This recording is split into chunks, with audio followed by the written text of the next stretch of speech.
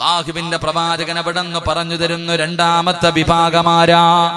ഈ സദസ്സിലിരിക്കുന്ന ഓരോ വാപ്പയും ഉമ്മയ്ക്കും മനസ്സിന്റെ കുളിർമയുണ്ടാകുന്ന രണ്ടാമത്തെ വിഭാഗം. നല്ലതുപോലെ പഠിക്കടാ ചെറുപ്പക്കാരാ. നാളെ പ്രവാചകന്റെ കയ്യിൽ പിടിച്ച് സ്വർഗത്തിൽ പോകണോ? അല്ലാഹുവിന്റെ റസൂലിന്റെ കൂട്ടുകാരാകണോ? മഹാനായ അനസ് റളിയല്ലാഹു തആല അൻഹു വഅൻ അനസ് റളിയല്ലാഹു തആല അൻഹു മൻ ആല ജാരിയതൈനി ഹത്താ തബ്ലുഗ ജാഅ യൗമൽ ഖിയാമ അന വഹുവ വളഉ സാബിഈ. അല്ലാഹുവിന്റെ പ്രവാചകൻ സ്വല്ലല്ലാഹു അലൈഹി വസല്ലമ തങ്ങൾ പറയുകയാണ്, നാളെ പടച്ചറപ്പിന്റെ പരലോകത്ത് മുത്തുനബി തന്റെ ചാരത്തേക്ക് പിടിച്ചു നിർത്തുന്ന രണ്ടാമത്തെ വിഭാഗം ആരെന്നറിയുവോ?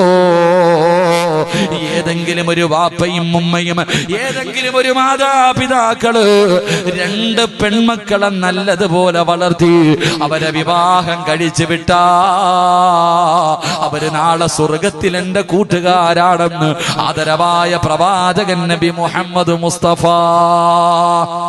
ഉറക്കപ്പറ, ആദരവായ പ്രവാചകൻ നബി മുഹമ്മദ് മുസ്തഫ സല്ലല്ലാഹു അലൈഹി വസല്ലമ തങ്ങൾ പറയുന്നു, രണ്ട് പെൺമക്കളെ നല്ല നിലയിൽ വളർത്തിയിട്ട് വിവാഹം കഴിച്ചു കൊടുത്തു വിട്ട ആ വാപ്പയും ഉമ്മയും നാളെ സ്വർഗത്തിൽ എന്റെ കൂടെയാണെന്ന് നബിയിനാ റസൂലുള്ളാഹി. അല്ലാഹു നമുക്ക് ഈമാൻ നൽകുമാറാകട്ടെ. അല്ലാഹു നമുക്ക് ഈമാൻ നൽകുമാറാകട്ടെ.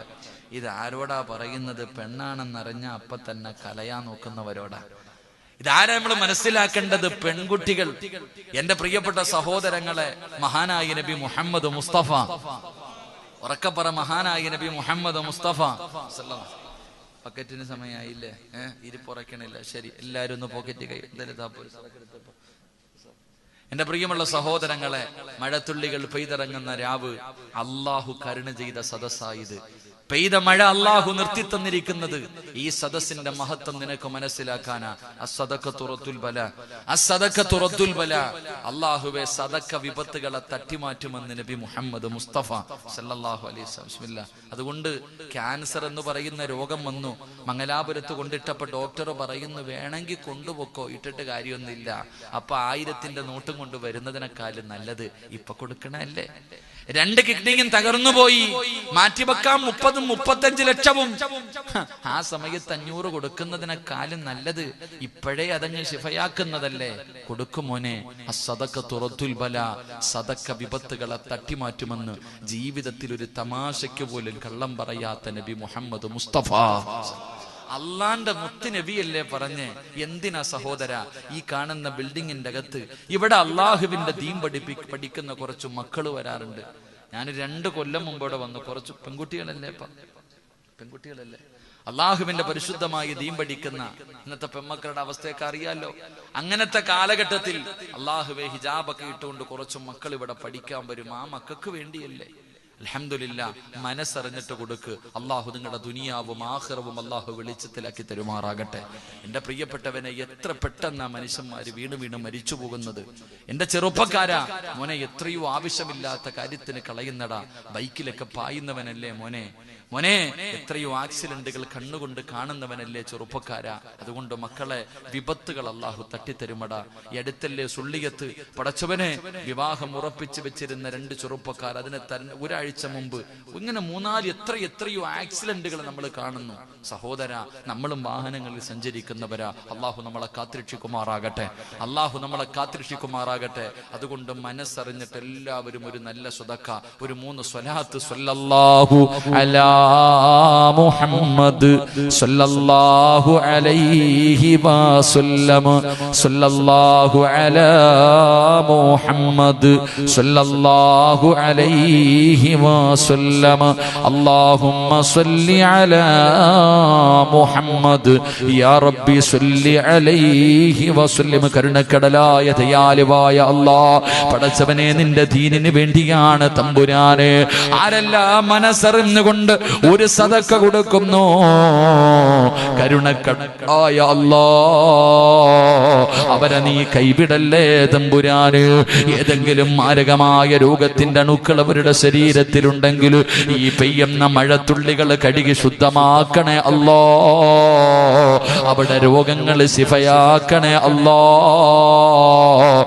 പടച്ചറപ്പേ എല്ലാ വിപത്തുകളെ തൊട്ട് എല്ലാ സിർറുകളെ തൊട്ട് അവരെയും അവരുടെ കുടുംബങ്ങളെയും നീ കാത്തിരക്ഷിക്കണേ അല്ലാ.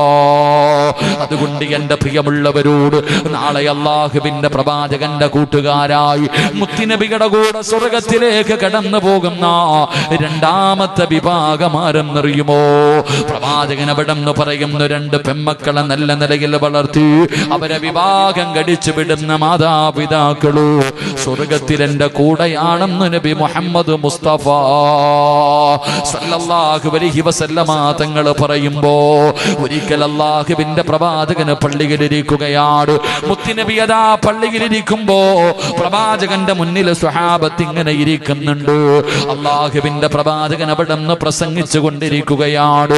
അതാ ഒരു പൊന്നുമോനുണ്ടല്ലോ, അതാ മുത്തുനബിയുടെ മുന്നിലേക്ക് കടന്നു വരികയാ. പ്രവാചകന്റെ മുന്നിൽ വാപ്പ ഇരിപ്പുണ്ട്.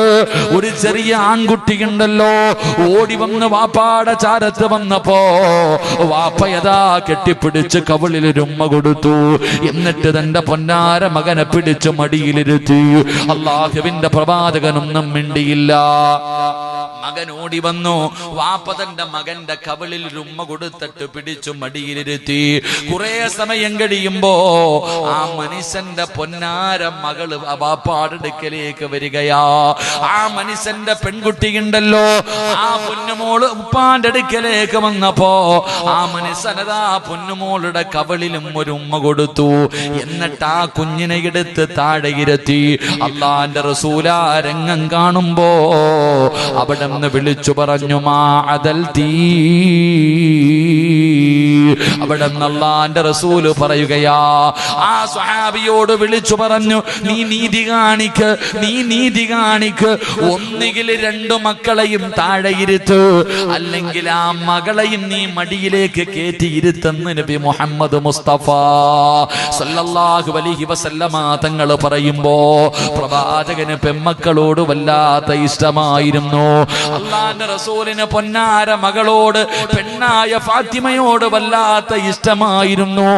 മുത്തുനബി വീട്ടിലേക്ക് കേറി വരുമ്പോ ഫാത്തിമയുടെ നെറ്റിയിൽ ചുംബനം കൊടുക്കുമായിരുന്നു. മുത്തുനബി തന്റെ ഫാത്തിമയുടെ നെറ്റിത്തടത്തിൽ ഉമ്മ കൊടുക്കുമായിരുന്നു. ഫാത്തിമ ബീബി വീട്ടിലേക്ക് വരുമ്പോ അല്ലാഹുവിന്റെ പ്രവാചകന് എഴുന്നേറ്റ് നിൽക്കുമായിരുന്നു എന്ന് ചരിത്രം പറയുമ്പോ, അല്ലാഹുവേ, പെമ്മക്കളുടെ മഹത്വം നമുക്കറിയാത്തത് കൊണ്ടാ എല്ലാവരും പടച്ചവനെ അധികം പേരും പെമ്മക്കളാ ഉസ്താദേ. ആണ് വേണം, ആണ് വേണം, ആദ്യത്തെ പ്രസവമാണാകണം, ആദ്യത്തെ പ്രസവമാണാകണം. ആൺകുഞ്ഞിനെ കൊതിക്കുന്ന മുസ്ലിമേ, മഹാനായ ഇമാം ഗസ്സാലി തങ്ങൾ പറയുകയാ, ഇമാം ഗസ്സാലി തങ്ങൾ പറയുകയാ, ആദ്യത്തെ പ്രസവത്തിൽ പെൺകുഞ്ഞാണോ അല്ലാഹു ആ വീട്ടുകാർക്ക് ബർക്കത്ത് ചെയ്യുമെന്ന് മഹാനായ ഇമാം ഗസ്സാലി. ഇമാം ഗസ്സാലി തങ്ങൾ പറയുകയാ, എല്ലാത്തിനും ആദ്യത്തെ കുഞ്ഞാണ് വേണം, എല്ലാത്തിനും ആദ്യത്തെ പ്രസവത്തിൽ ആണ് വേണല്ലേ. ഇമാം ഗസ്സാലി തങ്ങൾ പറയുന്നുണ്ട്, ആദ്യത്തെ പ്രസവത്തിൽ പെൺകുഞ്ഞാണെങ്കിൽ അള്ളാഹു ആ കുടുംബത്തിന് ബർക്കത്ത് ചെയ്യും. അള്ളാഹു നമുക്ക് ഈമാൻ നൽകുമാറാകട്ടെ. റക്കപ്പർ അള്ളാഹു ഈമാൻ നൽകുമാറാകട്ടെ. മക്കളെ, ആ മക്കളെ കെട്ടിച്ചാൽ സ്വർഗം കിട്ടുമോ?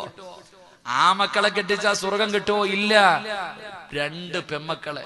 അപ്പോ എല്ലാരും വിചാരിക്കും, ഉസ്താദേ എനിക്ക് ഒന്നല്ലേ ഉള്ളൂ. എല്ലാരും വിചാരിക്കും ഇവിടെ ഒന്നല്ലേ ഉള്ളൂ. മഹാനായി നബി സല്ലല്ലാഹു അലൈഹി വസല്ലം തങ്ങൾ ഈ ചരിത്രം പറഞ്ഞപ്പോ ഒരു സഹാബി ചോദിച്ചു, നബിയെ എനിക്ക് ഒന്നേ ഉള്ളു, കിട്ടുവോ? ആ, ചിലപ്പം കിട്ടും തന്നെ. അള്ളാഹു നമുക്ക് ഈമാൻ നൽകുമാറാകട്ടെ. എന്റെ പ്രിയപ്പെട്ട സഹോദരങ്ങളെ, ചിന്തിക്ക്, എന്തേ രണ്ട് പെമ്മക്കളെ നേരെ ചുവ വളർത്തി അവരെ വിവാഹം കഴിച്ചു വിട്ടാൽ സ്വർഗം കിട്ടുമെന്ന് മുത്തുനബി പറയുമ്പോ മനസ്സിലാക്കണം, രണ്ട് പെമ്മക്കളെ ഇതുപോലെ വളർത്തി കെട്ടിച്ചു വിടണമെങ്കിൽ അതൊരു ജിഹാദ് തന്നെയാ. അള്ളാഹു ഈമാൻ തരുമാറാകട്ടെ. സത്യമല്ലേ? ഇന്നത്തെ കാലഘട്ടത്തിൽ രണ്ട് പെമ്മക്കളെ നല്ല നിലയിലങ്ങട്ട് വളർത്താ, അല്ലാഹുവേ, വാപ്പാടെ ഉമ്മാടെ നെഞ്ച് ഇങ്ങനെ അങ്ങോട്ട് പിടയ്ക്കും.